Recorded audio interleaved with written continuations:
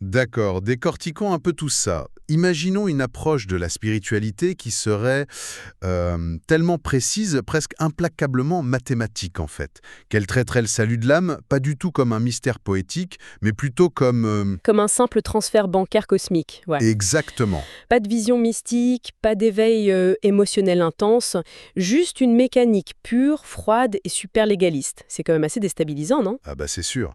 On a tellement l'habitude d'associer la foi à la métaphore, à quelque chose de super fluide et d'insaisissable. Voilà, c'est ça. Mais dans notre analyse d'aujourd'hui, on va se confronter à une vision radicalement différente. On plonge dans un extrait d'un ouvrage de Paul Sejong, publié par The New Life Mission. Et c'est un texte qui s'appuie très spécifiquement sur l'Évangile selon Jean, chapitre 20. Oui. Et bon, avant d'entrer dans le vif du sujet, posons les règles du jeu pour quiconque écoute. Notre intention ici, c'est pas de valider cette doctrine, ni de la critiquer, et encore moins d'en faire la promotion. Tout à fait, on garde une position neutre. On va juste soulever le capot de ce système de croyance, tu vois, regarder comment le moteur est assemblé et comprendre comment l'auteur justifie chaque engrenage. C'est un pur exercice de démontage intellectuel. C'est une bonne image.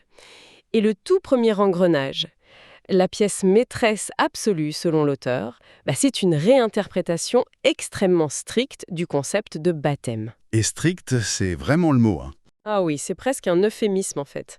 Tout l'édifice théologique de ce texte repose sur ce que l'auteur appelle l'évangile de l'eau et de l'esprit. Parce que dans beaucoup de traditions, le baptême s'est perçu un peu comme un rite de passage, un symbole d'humilité ou de purification personnelle. Ouais, un acte symbolique fort, quoi. Voilà. Sauf que ce texte rejette totalement cette approche symbolique.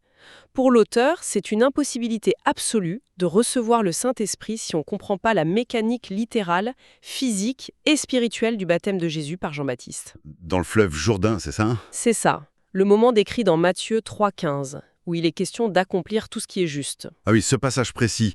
L'explication qui en est donnée dans le document m'a vraiment poussé à relire 2 fois. L'auteur fait un lien direct avec l'Ancien Testament, non? Avec toute cette notion de sacrifice. Exactement.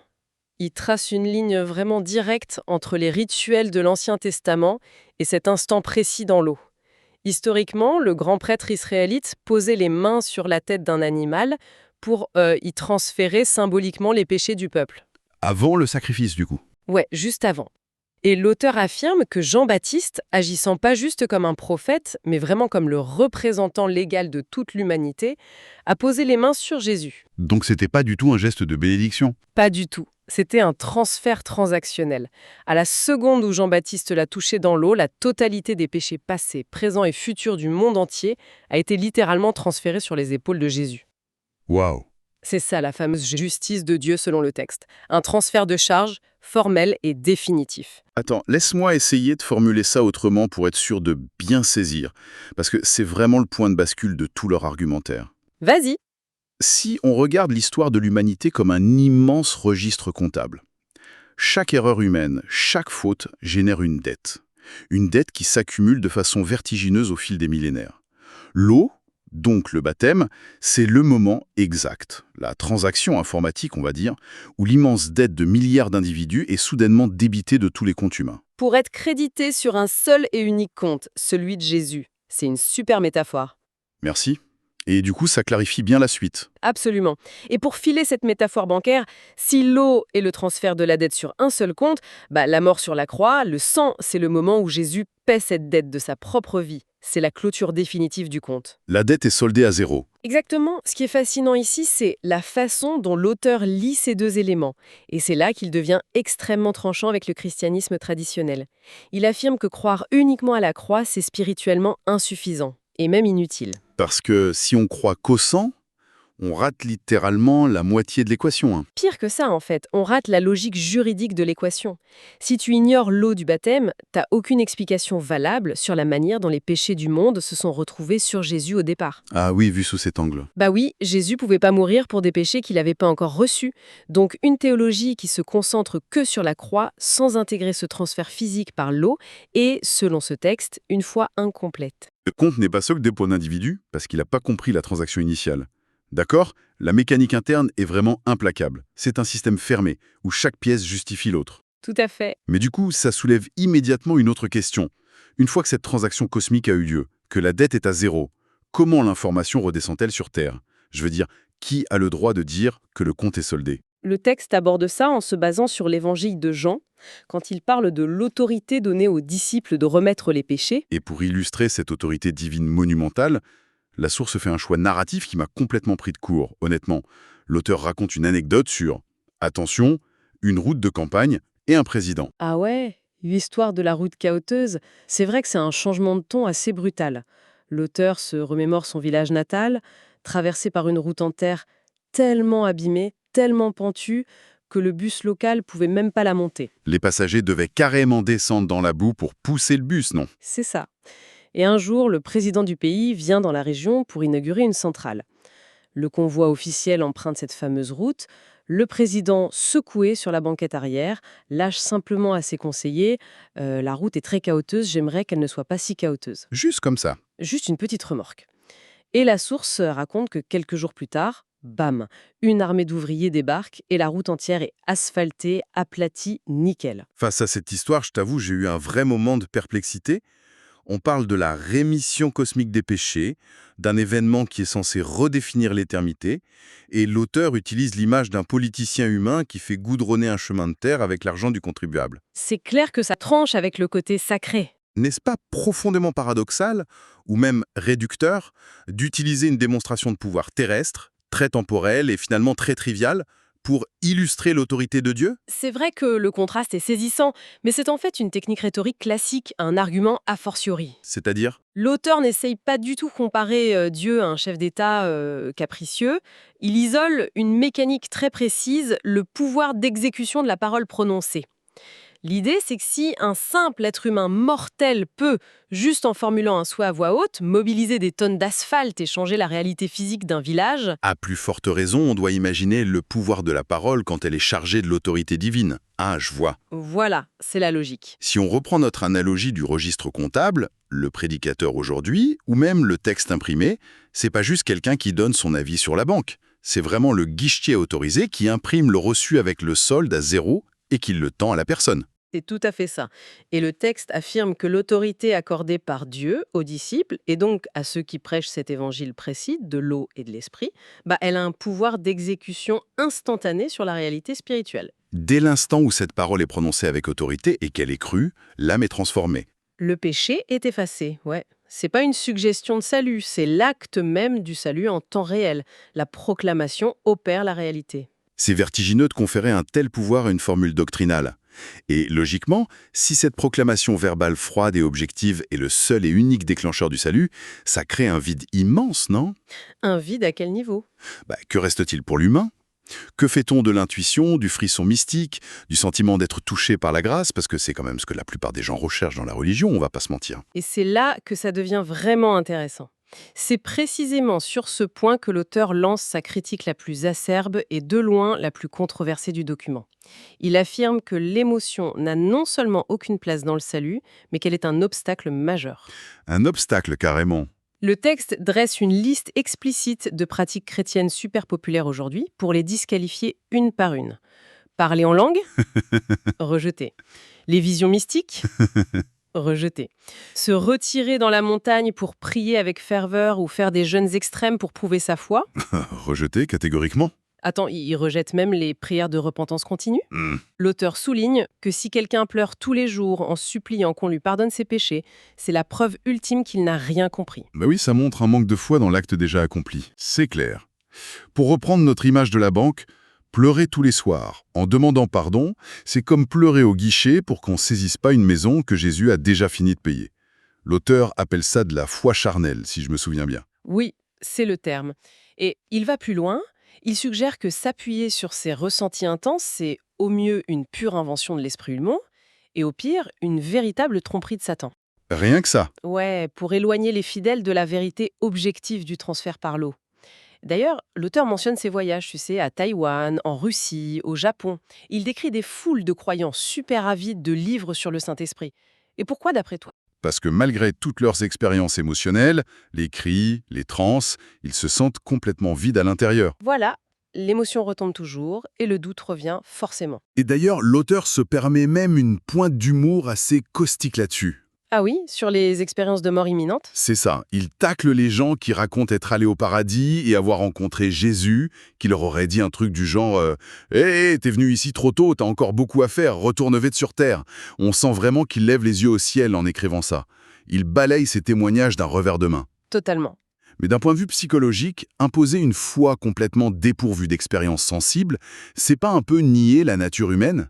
L'être humain a besoin de ressentir les choses pour y croire. C'est justement le cœur de son argumentaire en fait. La nature humaine est instable, elle est trompeuse et faillible. Tes émotions, elles changent en fonction de ce que tu as mangé le matin, de ta fatigue ou de l'ambiance musicale dans une église. C'est pas faux. Du coup, comment on pourrait baser quelque chose d'aussi absolu que l'éternité sur un baromètre aussi capricieux? La logique théologique déployée ici, elle est binaire. Selon ce texte, si on s'appuie sur l'émotion, mais qu'on n'a pas intellectuellement accepté le mécanisme du transfert par le baptême, on a encore du péché en soi, Et ça pose problème pour le Saint-Esprit. majeur. La source affirme que Jésus étant l'incarnation de la sainteté, il peut tout simplement pas cohabiter ou agir dans un cœur où il y a la moindre trace de péché. D'accord, c'est un peu comme essayer d'installer un logiciel hyper sophistiqué sur un disque dur qui n'a pas été formaté. Ça marchera jamais, peu importe à quel point l'ordinateur fait du bruit, clignote ou chauffe. C'est exactement l'idée. L'émotion humaine est purement et simplement retirée de l'équation. La foi exigée par l'auteur, elle doit s'ancrer de manière froide, logique et exclusive sur ce qu'il appelle la parole écrite. C'est une adhésion doctrinale pure. Bon, mais si cette adhésion est si stricte, si anti-émotionnelle et finalement si peu naturelle pour l'humain, comment on justifie le besoin d'aller la répandre? Parce que la source insiste lourdement sur un mandat d'expansion mondiale. Oui, ce fameux évangile de l'eau et de l'esprit doit être prêché partout, quelles que soient les cultures. Et pour expliquer cette universalité, l'auteur s'appuie sur une autre scène biblique tirée des Actes des Apôtres, avec l'apôtre Pierre. Et là encore, l'interprétation est super frappante. Oui, on est dans Acte 11. Il faut vraiment se remettre dans le contexte de l'époque. Les premiers chrétiens sont tous juifs. Ils suivent des lois religieuses ancestrales super pointilleuses sur ce qui est pur et impur. Notamment la nourriture. Surtout la nourriture. Et là, Pierre tombe en état de transe et a une vision. Il voit une immense nappe attachée par les 4 coins qui descend du ciel. Et à l'intérieur, ça grouille de toutes sortes d'animaux que la loi juive interdit absolument de toucher ou de manger. Des bêtes sauvages, des reptiles, des oiseaux impurs. Et une voix divine ordonne à Pierre Lève-toi, tue et mange. C'est ça. Ce qui, pour un juif pratiquant du 1er siècle, est une abomination absolue. C'est littéralement comme demander à un végétalien strict de mordre à pleines dents dans un steak cru. D'ailleurs, Pierre refuse instinctivement. Il dit qu'il a jamais rien mangé de souillé. À déclarer pur, ne le regarde pas comme souillé.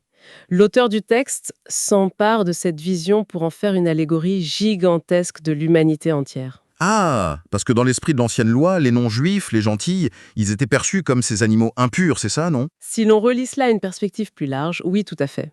Ces insectes rampants, indignes du salut, c'étaient les autres nations. La nappe géante représente le monde dans toute sa diversité. Et le message central, c'est que ce monde a déjà été purifié. Et c'est là que toutes les pièces du puzzle de l'auteur s'emboîtent parfaitement. Les peuples païens n'ont pas été déclarés purs parce qu'ils ont soudainement adopté les bonnes règles religieuses, ni parce qu'ils ont vécu une transe émotionnelle collective. Non, rien de tout ça. Ils sont purs parce que, lors du baptême de Jésus par Jean-Baptiste, la dette cosmique de l'humanité entière a été transférée. La purification, elle a été actée à ce moment précis, de manière complètement objective. Exactement. La vision de Pierre, c'est pas une nouvelle règle qui est donnée. C'est juste la révélation d'un fait comptable qui était déjà accompli depuis longtemps. Ah ouais, et donc, si ce fait est déjà accompli pour la Terre entière, la seule chose qui reste à faire, en fin de compte, c'est de distribuer l'information. C'est exactement ce qui légitime l'urgence de la mission de l'auteur et toute son entreprise de publication mondiale. Quand il écrit, qu'il traduit et fait circuler ses livres partout, il agit dans la continuité directe de l'apôtre Pierre qui allait visiter les non-juifs. Le livre ou le prédicateur, c'est le canal physique de distribution. Rappelle-toi l'autorité dont on parlait tout à l'heure. Transmettre cette mécanique précise de l'eau et de l'esprit, c'est littéralement distribuer le reçu qui active le salut. L'inclusion est donc totalement universelle. N'importe qui sur la planète peut être sauvé.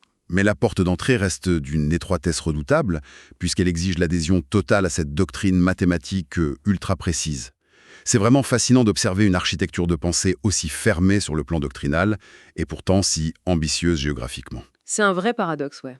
Alors qu'est-ce que tout cela signifie au fond? Si on prend un peu de recul sur ce qu'on vient de disséquer, on voit émerger une vision du monde incroyablement structurée. L'auteur part d'un problème universel, le fardeau du péché. Il y répond avec un mécanisme à deux temps, qui tolère aucune nuance, le transfert de la dette par l'eau et son paiement par le sang. Ensuite, il établit cette méthode de transmission impitoyablement stricte, qui rejette toute émotion. Voilà. Et enfin, il déploie cette mécanique super froide sur le monde entier, en l'imposant comme la seule réalité spirituelle viable. Qu'on trouve ça rassurant par sa clarté, ou complètement terrifiant par sa rigidité, ça montre à quel point une croyance peut conditionner la moindre facette de la vie humaine. Complètement. Et l'étude d'un document pareil, ça agit vraiment comme un miroir sur nos propres façons de croire, même en dehors de la religion, tu vois. Comment ça? On a presque tous ce besoin viscéral de preuves tangibles ou émotionnelles pour valider nos convictions. On veut sentir qu'une décision est la bonne, on cherche le frisson de la certitude, l'intuition qui nous dit qu'on est sur le bon chemin. C'est profondément humain. C'est clair, on fonctionne tous un peu comme ça. Mais si l'on suit jusqu'au bout la logique de ce texte, un texte qui disqualifie l'intuition, qui considère que le ressenti personnel est une illusion dangereuse et qui exige une soumission intellectuelle totale à un protocole écrit. On en vient à se poser une question assez troublante. Exactement. Si la foi n'est plus un élan du cœur ou une espérance lumineuse, mais simplement la validation juridique et froide d'une mécanique spirituelle, est-ce que l'on ne vient pas de changer la définition même du mot foi? C'est le genre de paradoxe qui mérite de résonner en nous bien au-delà de cette analyse.